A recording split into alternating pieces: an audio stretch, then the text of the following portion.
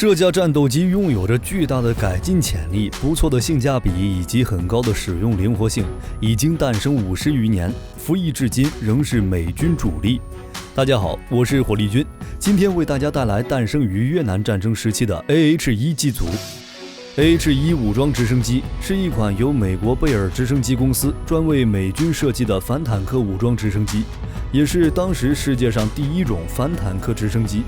因其型号不同而有多种称号，如修一眼镜蛇、海眼镜蛇、超级眼镜蛇、W 眼镜蛇、蝰蛇以及 Z 眼镜蛇等。其主要任务是在白天、夜间以及恶劣气候条件下提供近距离火力支援和协调火力支援，还可执行为突击运输机护航、指示目标、反装甲作战、反直升机作战、对付有威胁的固定翼飞机、实施重点防空和有限区域防空、侦察等任务。上世纪50年代，直升机开始大规模应用于军事领域，各国都在探索与研发新型军用直升机。美国贝尔公司在50年代末开始研发武装直升机，在此之前，直升机大多是担任侦察和运输任务。1962年，贝尔公司推出第255型武装直升机，是在 UH-1 修一直升机基础上改进而来。第255型武装直升机机头上有一个球形遥控炮塔，机腹有一个20毫米的机炮，该型直升机的机体也进行了优化，其结构更加紧凑，而且机身上还有可以搭载火力装备的短机翼。不过当时的美军并没有采用该型武装直升机。1965年，贝尔公司又推出了209型武装直升机，其机体与引擎得到了进一步优化。此时美国正在越南进行旷日已久的战争，美军在对越作战中发现，执行运输任务的直升机缺少护航装备，经常被敌军高射机枪或高炮击落。美军越南战争遭遇的问题变相催生了其对武装直升机的需求。1965年9月，美军决定招标一款性能优秀的武装直升机，波音、卡曼以及贝尔公司都参与了竞标，最终由贝尔公司成功拿下了订单。美军将贝尔公司的产品命名为 AH-1 眼镜蛇武装直升机。在1966年，美国就采购了110架 AH-1 眼镜蛇型武装直升机。越南战场上 ，AH-1 眼镜蛇型武装直升机的表现非常出色，美军对于该装备高度认可，不断地增加 AH-1 眼镜蛇型武装直升机的订单。同时，贝尔公司也在不断地对该机型进行改进。AH-1 武装直升机采用了窄体细长流线型机身，这种机体风阻较小，侧置发动机进气口位于串列式驾驶舱后面，机前机身的蒙皮采用了平头铆钉以减小阻力，天线也尽可能内置，以确保机身的光滑外形。这也使该机型的机动性非常的出色，即便在低空也能进行一些高难度的动作，同时狭窄的机体也能减少被击中的概率。由于 AH-1 眼镜蛇武装直升机的重量较轻，该机型并没有采用3点式可收起落架，而是采用简单的雪橇式起落架。其雪橇式起落架上也可以安装滑轮，便于在地面转移，而且这种雪橇式起落架的成本也较低。AH-1 眼镜蛇型武装直升机的机体两侧也有短机翼，可以挂载多种武器装备。AH-1 武装直升机采用串制式双人驾驶舱，副驾驶员兼射击员在前，驾驶员在后，前后舱均设有飞行操纵系统。最初 AH-1 机型2名成员配备有装甲座椅，炮手前方还装有机鼻装甲，在座舱两侧安装了线拉防护板，机炮射击时成员需要把防护板拉翻展开。后来改为在座椅、驾驶舱两侧及重要部位都有装甲保护。尽管 Model 209验证机装有防弹玻璃，但因重量过大而在生产型上被取消。AH-1 首次量产型号为 G 型，相较于原型机 Model 209进行了部分改动，换装了1400马力的 T53L13 发动机，对于重量较低的 AH-1 眼镜蛇型武装直升机完全够用了。机身内安装了一个936升的自封闭油箱。发动机区域、燃油系统、液压系统都有装甲保护。AH-1G 型安装了惠普加拿大 T400、CP400 双发包发动机，由2台惠普 PT6 涡轴发动机和一个共用变速箱组成，也被称为 PT6T4。能够提供1800马力，但因传动系统无法承受这么大的功率而作罢。结果 T400、CP400 在正常运转时，2台发动机都在限制功率模式下运行，单发失效时，另一台发动机会自动输出最大功率。同时 AH-1G 型也增大了油箱，并增加了陆战队的一些专用设备。H1W 型动力装置为2台通用电气 T700GE401涡轮轴发动机，机身内设2个自密封油箱，能耐受23毫米口径机炮炮弹射击，2个油箱可装燃油1153升，还可以根据需要在机身两侧短翼外挂2至4个油箱。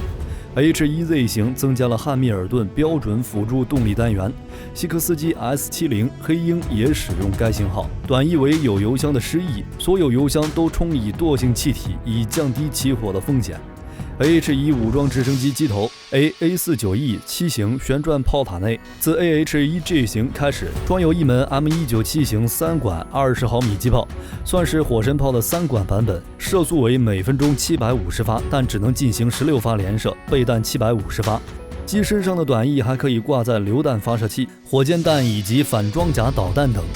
AH-1G 型主要外挂武器为7管或19管70毫米火箭巢，火箭可选高爆、人员杀伤箭头、白磷燃烧、发烟标记战斗部等。不过70毫米火箭射程与威力虽大，但精度较低，只能通过齐射来覆盖目标。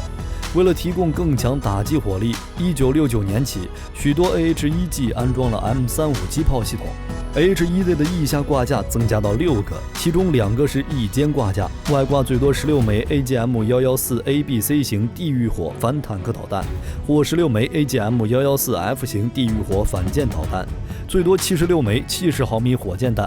还可携带 AIM-9 响尾蛇导弹、MK77 燃烧弹。AH-1Z 还可以在右翼间安装长弓毫米波雷达，用于发射全天候的 AGM-114L 地狱火导弹。此外，还可发射先进的 AP 千瓦 S70毫米激光制导火箭。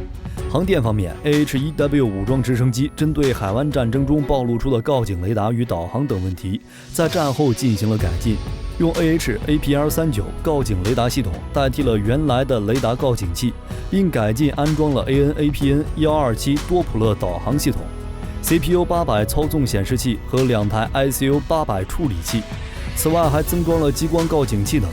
AH-1武装直升机 Z 型的航电和座舱经过重大升级，座舱经过彻底重新设计，开关按钮排列有序，并采用了手不离杆操纵杆和总距杆。前后成员都配备有15×20厘米的多功能平板显示器，可显示数字地图。座舱航电还有保密无线电通讯系统、战术数字式数据系统、带 GPS 接收机的惯导系统。前后座舱布置基本相同，2名成员都可以驾驶飞机或者发射武器。在交流供电系统失效时，每名成员可以使用电池供电的备份飞控面板，驾驶直升机紧急返航。H-1Z 在机鼻安装了一个 AN/AAQ-30 目标瞄准系统，包含一个前视红外成像仪、一个微光彩色 TV、一个激光测距仪、一个人眼安全激光目标指示器。早期眼镜蛇的前视红外只能在几千米内识别目标。TSS 的第3代红外成像仪可以使成员在地狱火导弹的射程之外就完成对目标的识别，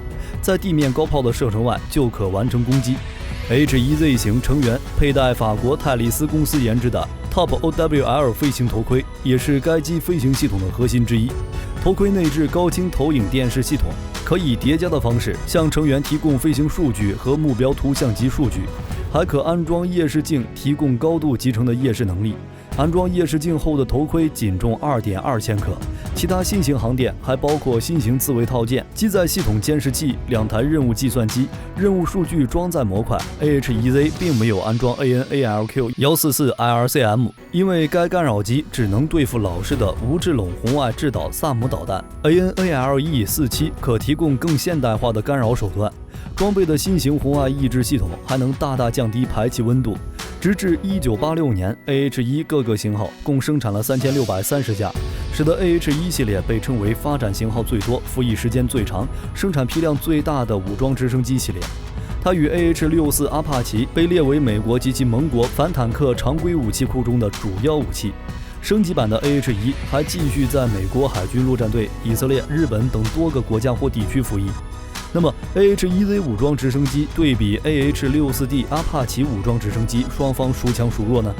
根据美国陆战队官网信息，陆战队最后一架 AH-1W 超级眼镜蛇武装直升机于2020年10月份完成最后一次飞行任务后便退出现役，美军将使用更加先进的 AH-1Z 蝰蛇替代。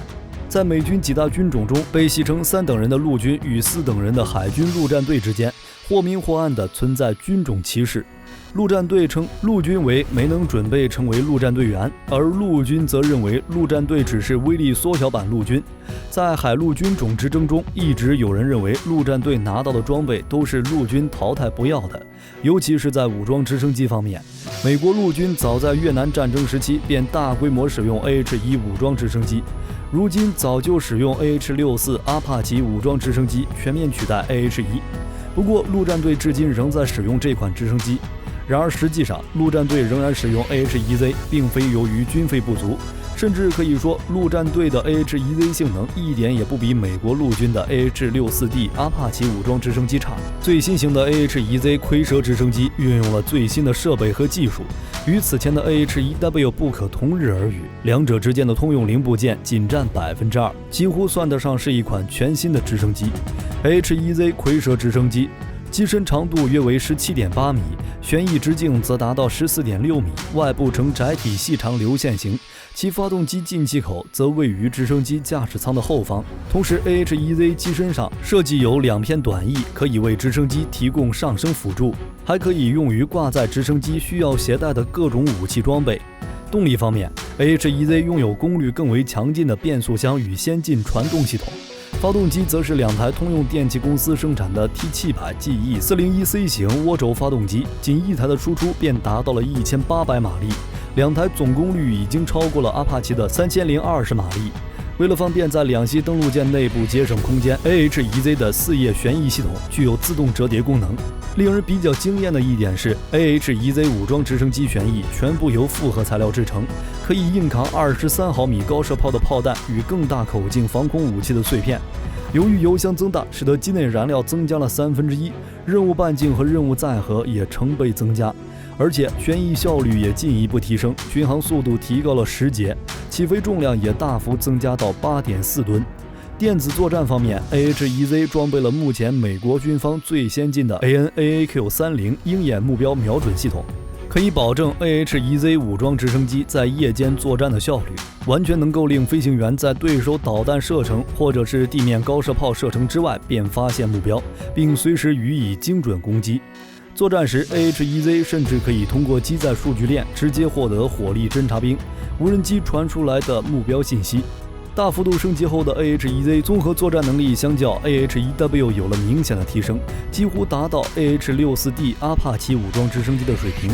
此外 AH-1Z 武装直升机还具备更好的抗盐抗腐蚀能力，也正是因此，其较陆军装备的 AH-64D 更适合陆战队面对的高盐分高湿度作战环境。不过在造价方面 AH-1Z 也丝毫不逊色于陆军的 AH-64D， 据称单价接近2000万美元，而陆军的 AH-64D 和全套武器的采购价也不过3000万美元。实际上两者的作战要求也是完全不同的，因此直接拿来比较是不太恰当的。AH-64诞生时，北约依然面临着严重的华约装甲力量的威胁，急需解决办法。而除了依赖空军的攻击机、轰炸机，武装直升机也肩负着重任。因此 AH-64就是为了应对敌方装甲部队而设计的，其防护水平很高，而且火力凶猛。除了1门机关炮，还能携带16枚地狱火导弹，或者使用火箭弹进行对面目标的打击。而 AH-64D 是美军对 AH-64的改进型，主要增加了一个探测雷达，因此被命名为长弓阿帕奇，探测能力更强，火力方面并没有变化。AH-1Z 则是美国海军陆战队为了应对抢滩登陆作战的武装直升机。除了敌方装甲目标 ，AH-1Z 要面对诸如防御工事、来袭飞机等目标。